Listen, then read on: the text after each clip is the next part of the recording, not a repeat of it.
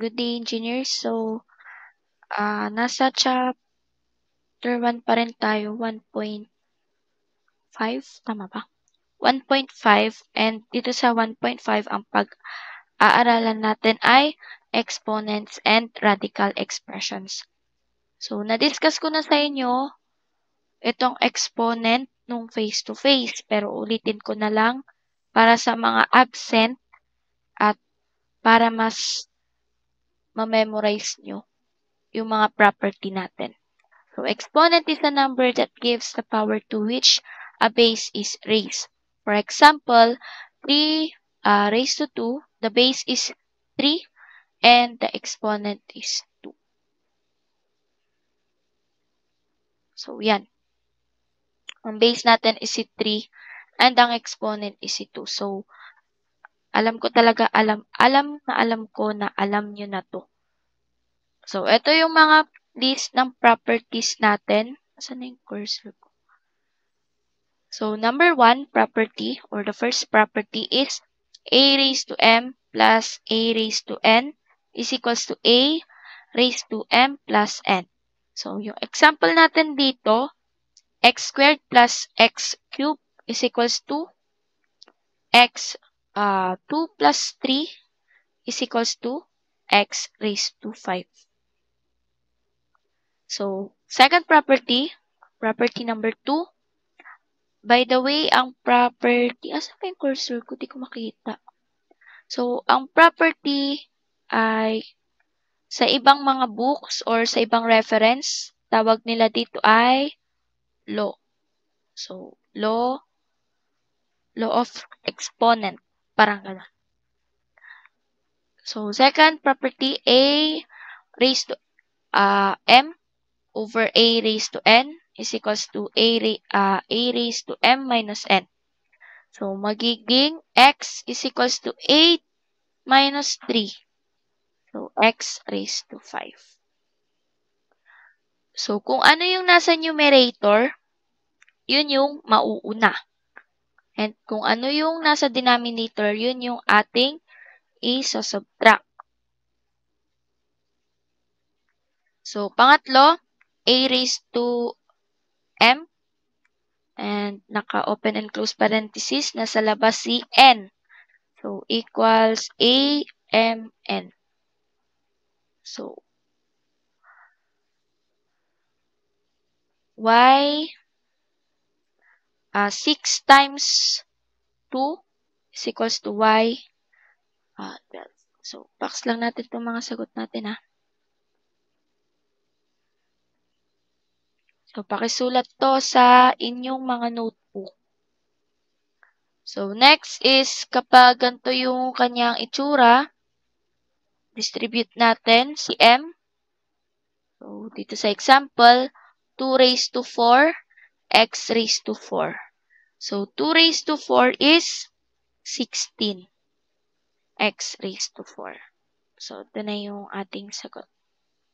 Next, ito yung typo ko pala, hindi ko napalitan. So, yan. A over B raised to M is equals to AM. So, dinistribute lang din. So, magiging 2 raised to 4 over X raised to 4 equals 16 X raised to 4.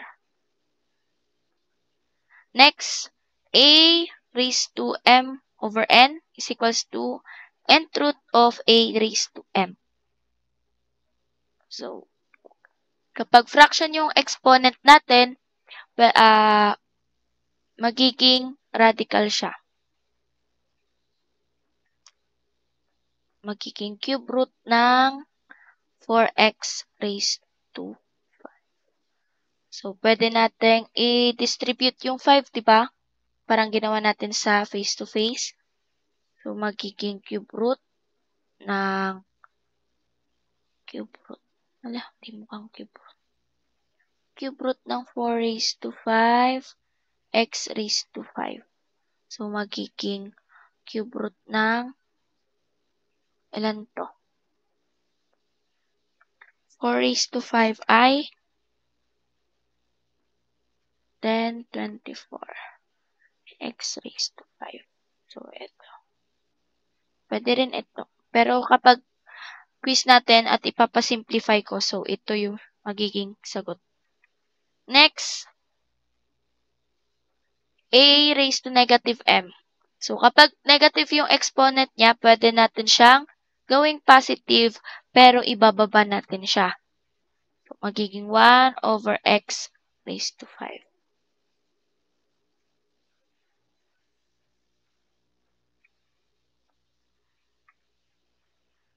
So, ito, number 8, a raised to 0 is equals to 1. So, pero kailangan a is not equals to 0. Kasi kapag a is equals to 0, 0 na itong sagot.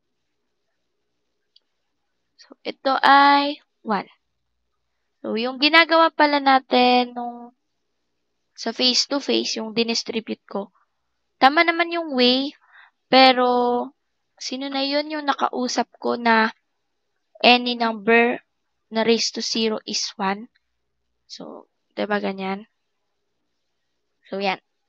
Alam ko na kung paano i-prove na ang raised to 0 ay 1. So, sa black E ata yun yung nagsabi sa akin. So, yun.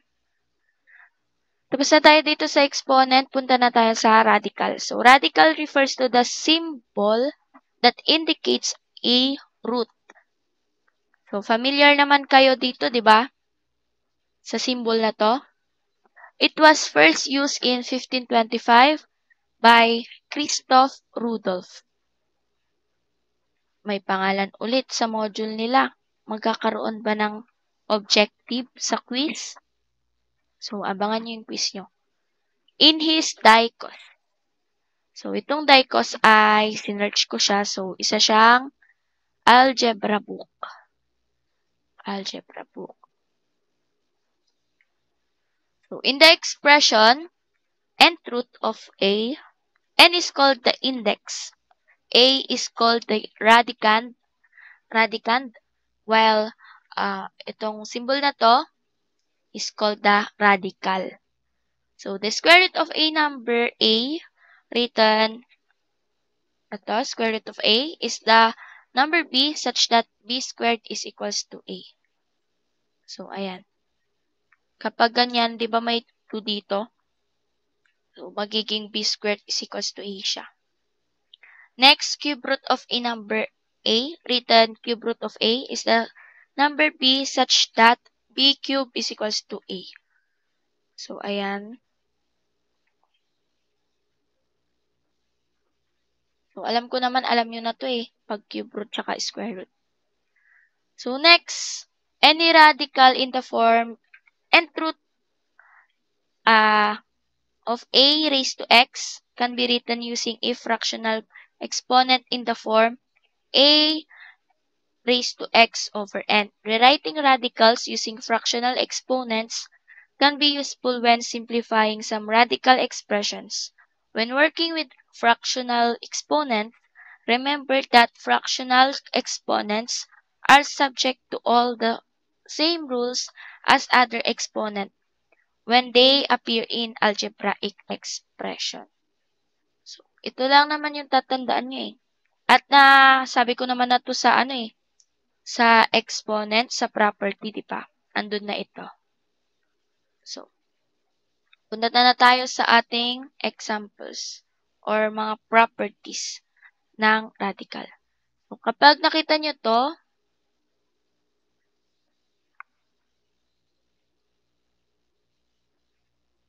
ay, ba't wala yung equals niya? So, kapag ganyan, pakisulat na lang sa module nyo. Nth root ng a raised to m. So, ito, kapag sinulat natin siya, magiging cube root ng 8 raised to 2. So, ang cube root ng 8 ay, so, pwede nyong i-calculate. Cube root ng 8 ay 2 raised to 2. So, ang sagot ay 4. Next, kapag ganyan naman nakita nyo, kapag same ng root, tapos pinag-times, pwede nyo nang ipagsama yung kanilang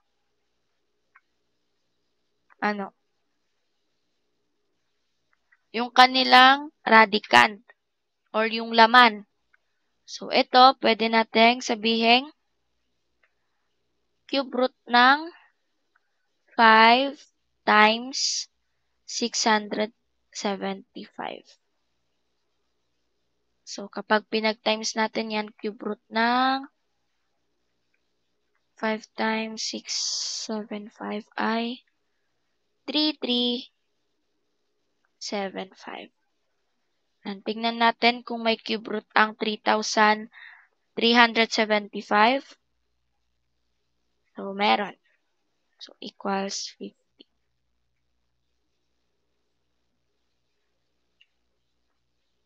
Next, kapag division naman, kapag same ulit yung kanilang root and root, so, pwede na natin siyang gawing or ilabas natin. Tapos, ipagsama natin sa loob yung radicand. So, magiging cube root ng 50 over 10.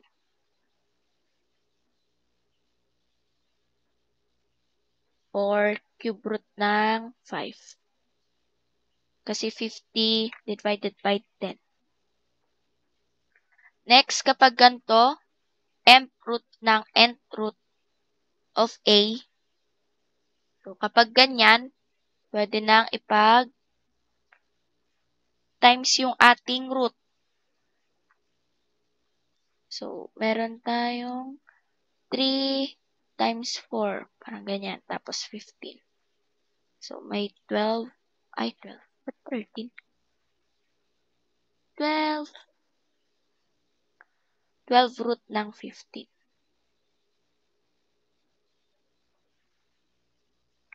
Next, nth root ng A.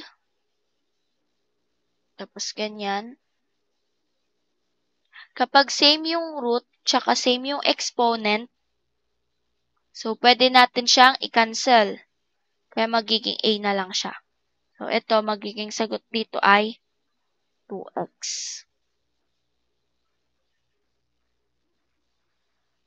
Next,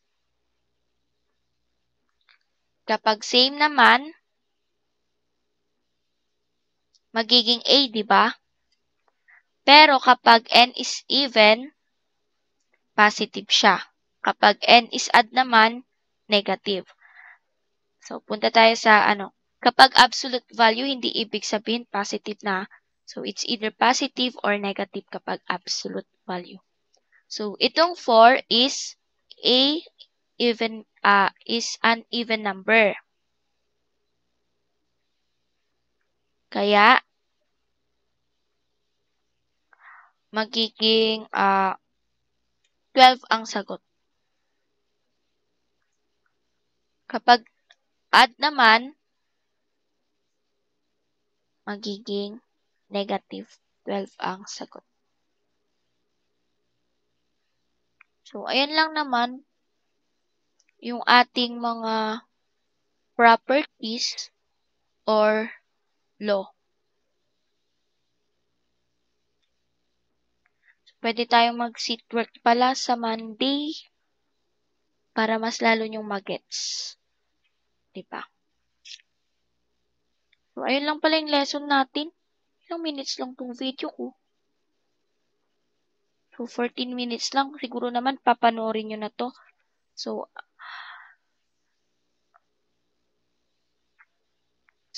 pwedeng magpa-assignment ako or pwedeng magpa-sit work na lang ako para more examples tsaka more exposure sa mga problems ng exponents at tsaka radical. So, maghahanap muna ako ng mga problem.